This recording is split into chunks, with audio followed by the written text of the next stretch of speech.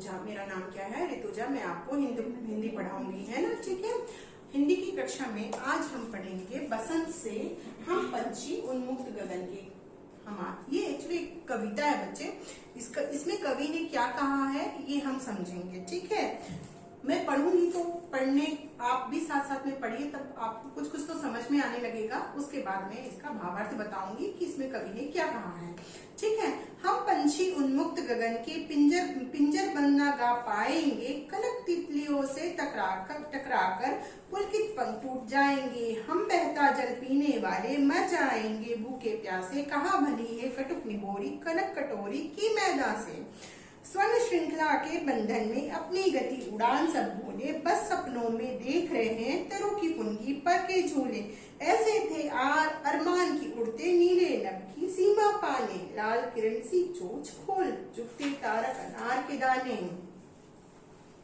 होती सीमाहीन क्षितिज से इन पंखों की होड़ा होड़ी, या तो क्षितिज मिलन बन जाता या तनती सांसों की डोरी। नेड़ न दो चाहे टहनी का आश्रय छिन बिन कर डालो, लेकिन पंख दिए हैं तो आकुल उड़ान में विघ्न न डालो। अब इसमें क्या, इसका भावार्थ क्या है?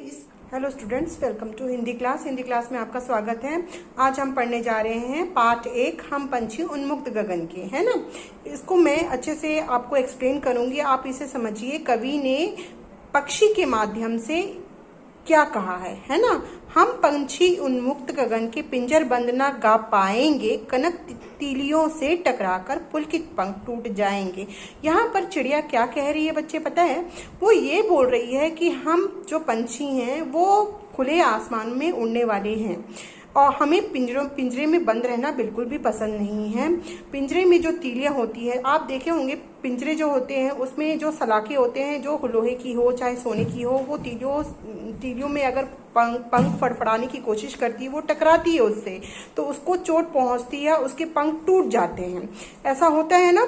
तो वही वो बोलती हैं कि ये हमारे पंख, कोमल पंख जो है उससे टकराकर टूट जाएंगे। पक्षी कहती है हम बहता जल पीने वाले मर जाएंगे। हम बहता जल पीने वाले पानी है, एक कटोरी के में भरे पानी से हमारा क्या होगा, हम तो ऐसे ही भूखे प्यासे मर जाएंगे। कहीं भली है कटुक निबोरी कनक कटोरी की मैदा से। कहीं भारी, हमें जो आपको पता है नीम की जो निबोरी होती है वो कड़वी होती है ना। नीम तो खाने में स्वाद में कड़वा होता है, तो निबोरी जो कड़वी होती है वो हमको अच्छी लगती है। किसकी तुलना में अच्छी लगती है? सोने की कटोरी में रखे मैदा से ज्यादा मुझे अच्छी लगती है कड़वी निबोरी, है ना। ये कौन कह रहा है? वो चिड़िया कह रही है, ठीक है। स्वर्ण श्रृंखला के बंधन में अपनी गली उड़ान सब भूले, सब सपनों में देख रहे हैं तरु की पुंगी पर के झूले। स्वर्ण श्रृंखला के हमें ऐसा लग रहा है कि हम सोने के पिंजरे में कैद हैं। कैद होने के बाद ऐसा लगता है हमने अपनी गति खो दी है, अपनी उड़ान खो दी है, हम सब कुछ भूल गए, उड़ना ही भूल गए हैं, हम अपनी गति भूल गए हैं। हमें ये सब कुछ सपने जैसा लग रहा है। हमें ऐसा लग रहा है जैसे तरु की फुनगी पर पे झूल, जैसे फागुन के महीने में जो झूले लगते हैं ना, उस समय जैसे चिड़ियों की जो उड़ान होती है वो ऐसा लगता है कि हम सपने में ही देख पा रहे हैं, वास्तविकता से दूर दूर तक कोई लेना नहीं है। ऐसे थे अरमान की उड़ते नीले नभ की सीमा पाने। और ऐसा लग रहा था कि हमें लगता था, ऐसा थे अरमान की उड़ते नीले नभ की सीमा पाने। जब हम पंछियां आकाश में उड़ते थे तो नीले नभ की पूरी सीमा को हम पार करने की कोशिश करते थे। लाल किरण सी चोंच खोल चुकते तारक अनार के दाने। आप जब सूरज की किरणें फैली होती हैं और हम जो चिड़िया जब आकाश में उड़ती हैं तो चोंच खोलकर उस सूरज की किरणों को अपने मुंह में लेने की कोशिश करती हैं, और ऐसा लगता है कि जैसे हम अनार के दाने चुग रहे हैं। ये हमें बहुत अच्छा लगता है ऐसा करना, है ना।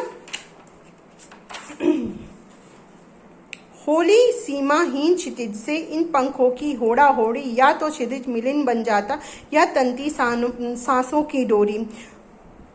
होती सीमाहीन क्षितिज से, वो ये बोल रही है चिड़िया कि हम क्षितिज, क्षितिज आपको पता है क्षितिज किसे कहते हैं? आकाश को कहते हैं। आकाश की जो चरम सीमा होती है, एकदम ऊंचाई जहाँ पे पॉइंट खत्म होता है, वहां तक हम उड़ने की कोशिश करती हैं। उस उड़ने की कोशिश में हम पक्षियों के बीच में जो है होड़ा होड़ी लगी रहती है, मतलब कंपटीशन एक जो है बना रहता है कि कौन कितना ऊंचा उड़ सकता है। या तो क्षितिज मिलन कर जाता है, ऐसा लगता है कि हम क्षितिज से मिलन करने जा रहे हैं, हम उस आकाश से मिलन करने जा रहे हैं, या तंती सांसों की रारी, और इसमें हम इतनी ऊंचाई तो ऐसे होते हैं हमारी सांस जो है उखड़ रही है। नीड़ न दो चाहे टहनी का, आप हमें कोई भी सुख सुविधा मत दो, हमें टहनी की नीड़ ना दो, हमें कोई भी आश्रय मत दो, वो सब छीन लो, लेकिन पंख दिए हैं जो आकुल उड़ान में विद न डालो। लेकिन ईश्वर ने जो हमें पंख दिए हैं उड़ान भरने के लिए, उसमें आप हमारे जो उड़ान में है विद ना डालो, हमारी उड़ान में रुकावट पैदा नहीं करो। तो यही थी कविता। आपको आशा करती हूँ अच्छे तरीके से समझ में आ गया है बच्चे, है ना। और इस कविता के जो लेखक है वो कवि कौन है पता है? शिवमंगल सिंह सुमन।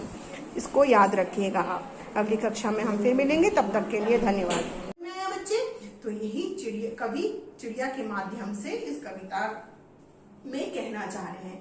आशा करती हूँ कि आपको ये पाठ अच्छे से समझ में आया होगा। आप इसे घर में पढ़िए, इसका अभ्यास कीजिए। अगली कक्षा में हम फिर मिलेंगे, तब तक के लिए धन्यवाद।